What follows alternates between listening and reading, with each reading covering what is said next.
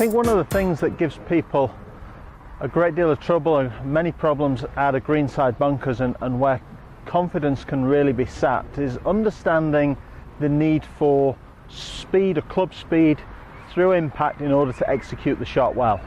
Now, as we've said before, golf pros make bunker shots look a lot easier than they seem to be for most of the rest of us. So what is it that good bunker players do, particularly through impact, that allow them to get the ball out of the bunker trouble free? Well, there are several elements to this in terms of the technique, but one of the things that most people seem to misunderstand or are not able to confidently produce in their swing is impact speed.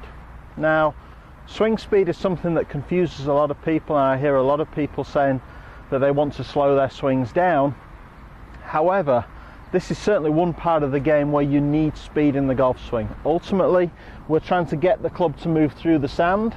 We're trying to take a divot of sand and use that divot to blast the ball out. So if we don't have enough speed, we're never going to get the sand out of the bunker.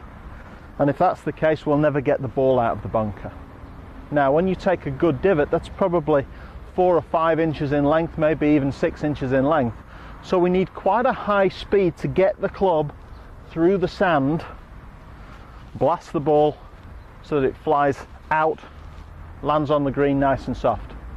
Now, to help us understand this, I've got a device attached to the bottom of my club shaft here.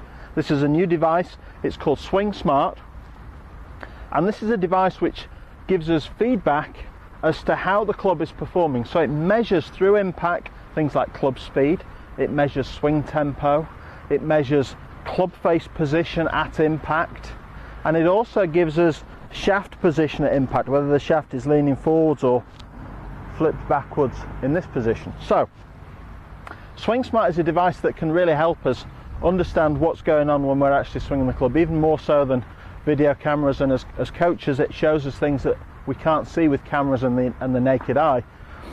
So I'm going to use this device. We just hook it up to a mobile device. Here I've got a small iPod, but any device with a Bluetooth facility nowadays, you can download the app for free, connect this device up, and it's going to help us see what kind of speed that we produce here. And I've got a shot of about 25 yards, so we're going to use this to help us see what kind of speed we produce through impact. So we've got the device, my Swing Smart is switched on, they're hooked up via Bluetooth, so all I need to do is stick that in my pocket, and we're going to hit a shot or two, and we're going to see what happens. Swing Smart's going to measure the speed, and we're going to see what shows up in terms of swing speed. So good address position, and we just pop the ball out. Okay, now we're just going to hit one more, just so that we've got a couple to go at. And again, we rebuild the address position. That was a little better than the first. Okay, so there's a couple of shots. Now, when we check the device, we're going to see something quite interesting. Now, the second shot here, which was probably the closest of the two that I hit, had a swing speed of 72 miles an hour. That's an impact speed. Now that might surprise quite a lot of you. 72 miles an hour seems quite high. And in comparison to speeds that are measured with other clubs, my 6-iron speed, for instance, a full 6-iron shot for me is 82, 83 miles an hour. So for me to hit a 25-yard bunker shot, take the correct divot and blast the ball out nice and high and soft, I need a swing speed that's within 10 miles an hour or so of a full 6-iron.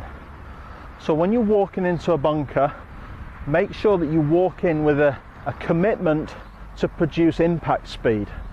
As soon as the club slows down, you're not going to move the sand very far, and if you don't move the sand very far, I can guarantee you're not going to move the ball very far either.